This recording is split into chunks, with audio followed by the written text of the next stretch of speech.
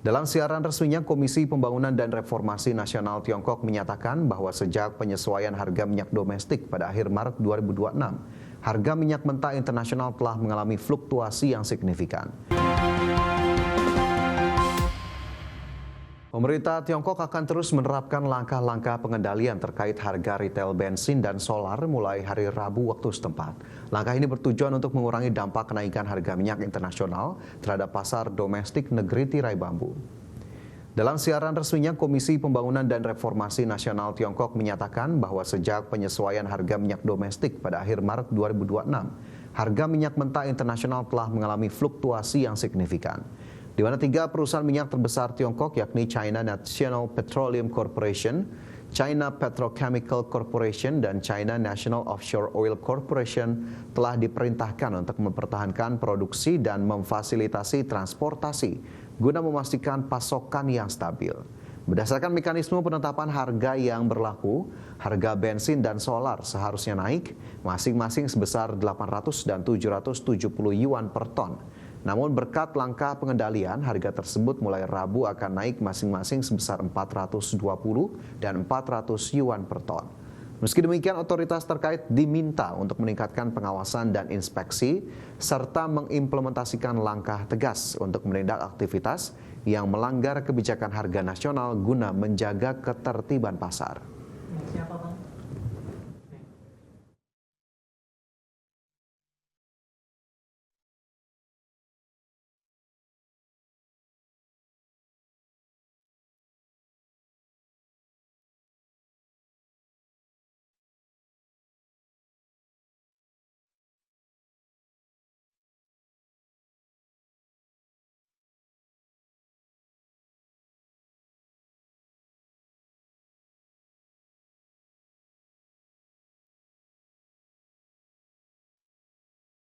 Warga Iran turun ke jalan dan bersorak merayakan gencatan senjata selama 2 pekan yang diumumkan Presiden Amerika Serikat Donald Trump. Tidak hanya warga Iran, warga Irak di Baghdad juga ikut merayakan gencatan senjata.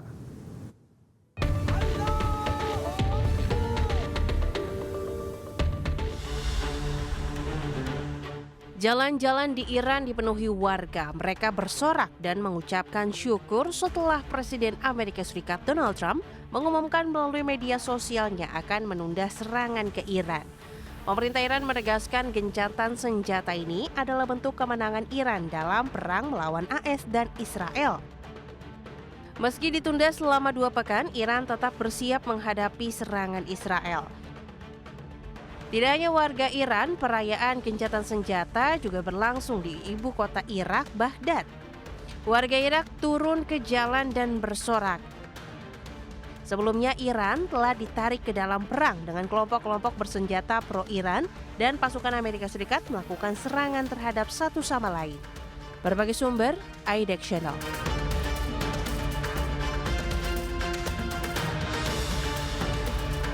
Kesepakatan gencatan senjata antara Amerika Serikat dan Iran turut membuat nilai tukar rupiah menguat terhadap dolar Amerika Serikat pada perdagangan Rabu ini. Pada perdagangan siang tadi, rupiah di pasar spot tercatat menguat 0,55% ke level Rp17.011 per dolar setelah sehari sebelumnya sempat melemah di level Rp17.100 per dolar. Analis mata uang dan komoditas Ibrahim As-Suhaibi menilai penguatan rupiah dipicu oleh meredanya ketegangan geopolitik antara Amerika Serikat dan Iran. Selain itu, gencatan senjata selama 2 minggu termasuk pembukaan kembali Selat Hormuz mendorong penurunan harga minyak dunia yang sebelumnya sempat melonjak akibat eskalasi konflik. Ibrahim memperkirakan tren penguatan ini masih berlanjut dalam 2 pekan ke depan. Dengan adanya gencatan senjata selama 2 minggu ini, dia cukup positif untuk pasar. Ya, ini pun juga melihat dari pelemahan indeks dolar yang begitu tajam pada saat pembukaan pasar tadi pagi yang terjadi gap down yang cukup luar biasa. Ini berdampak terhadap penguatan mata uang rupiah. Rupiah yang saya duga akan menuju ke level 17.150 ya, dengan adanya pelemahan mata uang rupiah ini membuat rupiah kembali lagi mengalami penguatan. Walaupun penguatannya masih di atas 17.000, tetapi ini masih bisa berdampak ya positif terhadap Pemirsa, lonjakan harga plastik akibat gejolak geopolitik di Timur Tengah diakui memukul para pelaku usaha mikro, kecil, dan menengah. Pemerintah kini terus memperkuat koordinasi lintas kementerian untuk merumuskan langkah-langkah guna menjaga keberlangsungan pelaku usaha kecil. Pemerintah mengakui lonjakan harga plastik akibat gejolak geopolitik di Timur Tengah memukul para pelaku usaha mikro, kecil, dan menengah atau UMKM.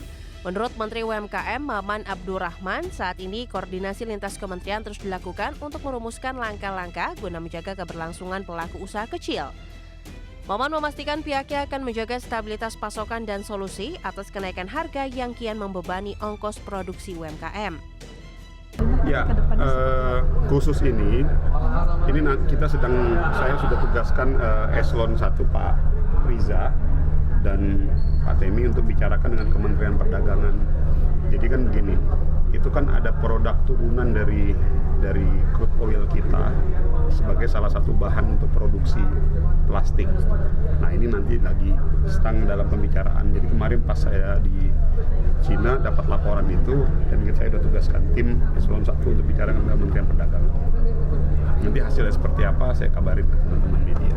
Berarti sejauh ini dari pelaku UMKM belum ada sudah ada keluhan, sudah ada aspirasi yang menyampaikan ke kita bahwa kebutuhan akan bahan-bahan plastik untuk bungkus produknya mereka itu sekarang sudah mulai naik.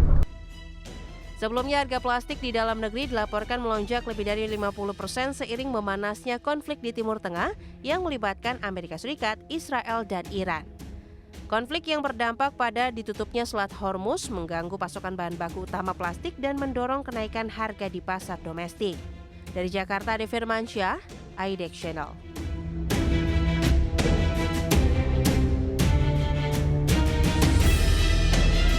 Selanjutnya, pemirsa, program Padat Karya 2026 kembali menjadi prioritas pemerintah dalam menjaga stabilitas ekonomi masyarakat di tengah dinamika global, di mana Kementerian Pekerjaan Umum memastikan program infrastruktur berbasis masyarakat pada tahun anggaran 2026 akan diperluas secara signifikan dengan menjangkau 15.364 lokasi di seluruh Indonesia.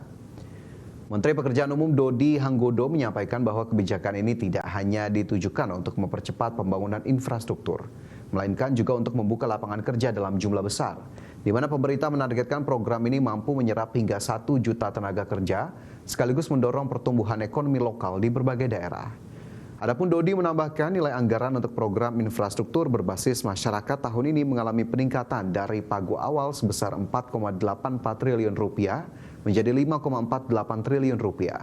Kenaikan anggaran ini menjadi bukti keseriusan pemerintah dalam memperkuat program yang memberikan dampak langsung kepada masyarakat, terutama dalam menciptakan peluang kerja dan meningkatkan daya beli. Sesuai dengan info di awal, kami tetap sedang melakukan konsolidasi agar optimalisasi penganggaran tersebut tidak dilakukan pada infrastruktur berbasis masyarakat.